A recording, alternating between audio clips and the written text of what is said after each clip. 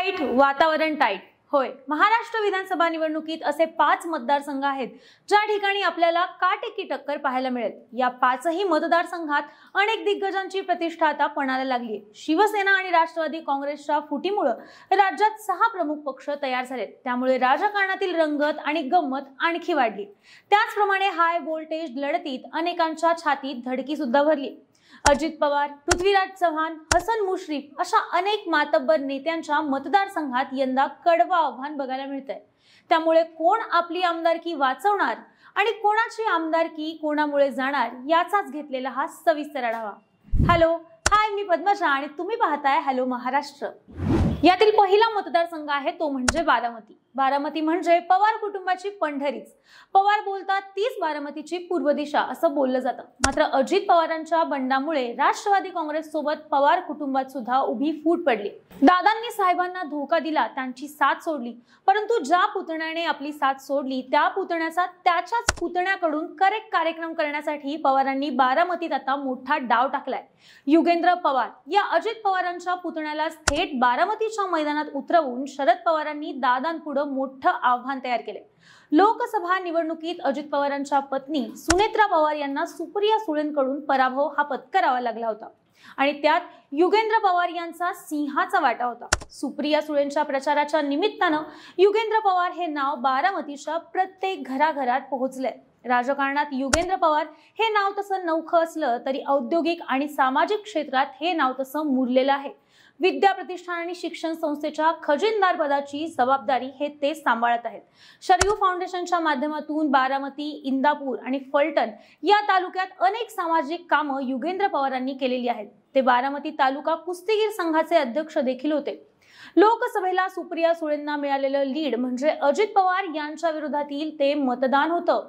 हेच लीड विधानसभेला युगेंद्र पवारांना मिळाल्यास ते बारामतीतून नवा इतिहास रचतील असं सुद्धा सध्या बोललं जातंय। अजित पवारांनी शरद पवारांची साथ सोडल्यानं जनता आधीच त्यांच्यावर नाराज असतानाच दुसरीकडे युगेंद्र पवार यांच्याबद्दल मात्र लोकांच्या मनात आता सहानुभूतीचं वातावरण बघायला मिळतंय आणि त्याचाही फायदा युगेंद्र पवारांना नक्की होईल। शरद पवारांसारखे गॉडफादर, सुप्रिया सुळेंची साथ, तरुण कार्यकर्त्यांची फळी ही युगेंद्र पवारांची जमेची बाजू आहे, तर दुसरीकडे अजित पवार मात्र चहूबाजूंनी सध्या घेरलेले आहेत। त्यातच गद्दारीचा शिक्का अजूनही त्यांच्यावर कायम आहे। त्यामुळे यंदा अजितदादांची आमदारकी ही डेंजर झोन मध्ये दिसते। अशा परिस्थितीत बारामतीत यंदा काका विरुद्ध पुतण्या अशी टफ फाईट आपल्याला बघायला मिळेल।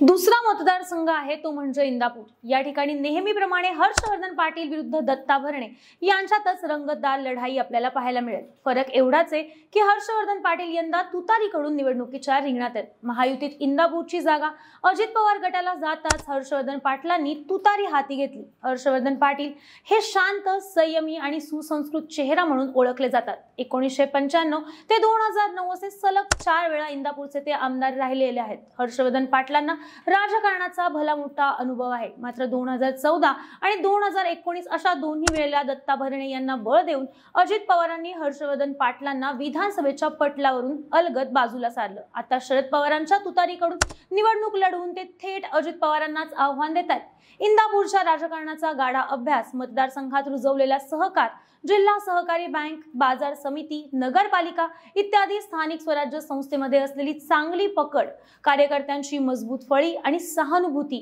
या हर्षवर्धन पाटील यांच्या जमेच्या बाजू आहेत। तर दुसरीकडे दत्ता भरणे यांच्याबद्दल मतदारसंघात खास असं वातावरण नाहीये। शरद पवारांची साथ सोडल्यानं दत्ता भरणे यांच्या विरोधात आधीच नाराजीचं वातावरण आहे। इंदापूर मधील शेतीच्या पाण्याचा प्रश्न, नीरा नदी, भीमा नदीच्या बंधाऱ्यावरचे प्रश्न, खडकवासल्याचं पाणी इंदापूरला आणण्याचा प्रश्न असे अनेक प्रश्न अजूनही मतदारसंघात कायम आहेत।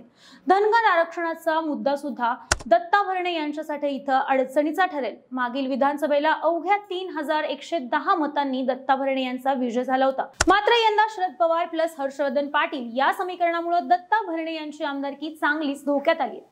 तिसरा मतदारसंघ आहे तो म्हणजे कराड दक्षिण। सातारा जिल्ह्यातील कराड दक्षिण हा काँग्रेसचा बालेकिल्ला आहे। देशाच्या स्वातंत्र्यापासून ते आजपर्यंत कराड दक्षिण म्हणजे काँग्रेस आणि काँग्रेस म्हणजेच कराड दक्षिण असं चित्र राहिले। काँग्रेस सोडून इतर कोणत्याही दुसऱ्या पक्षाचा आमदार कराडकरांनी स्वीकारलेला नाहीये आणि हे खूपच विशेष आहे। महाराष्ट्राचे माजी मुख्यमंत्री आणि काँग्रेसचे दिग्गज नेते पृथ्वीराज चव्हाण हे मागील 10 वर्षांपासून कराड दक्षिणचे आमदार राहिले। त्यांच्या विरोधात भाजपकडून अतुल भोसले हेच पुन्हा एकदा निवडणुकीच्या रिंगणात आहेत। पृथ्वीराज चव्हाणांनी मुख्यमंत्रीपदाच्या काळात कराडचा केलेला कायापालट, मतदारसंघात आधीपासूनच रुजवलेली काँग्रेस विचारसरणी आणि पृथ्वीराज चव्हाण यांचा स्वच्छ चेहरा ही त्यांची मुख्य बाजू आहे। तर दुसरीकडे अतुल भोसले हे देवेंद्र फडणवीस यांच्या खास मर्जीतले आहेत। साखर कारखाने, हॉस्पिटल, बँका, शाळा, कॉलेजेस या माध्यमातून भोसले कुटुंब थेट जनतेशी कनेक्टेड आहे। मागील 2 विधानसभा निवडणुकीत पृथ्वीराज चव्हाण यांनी अतुल भोसलेंचा पराभव केला होता।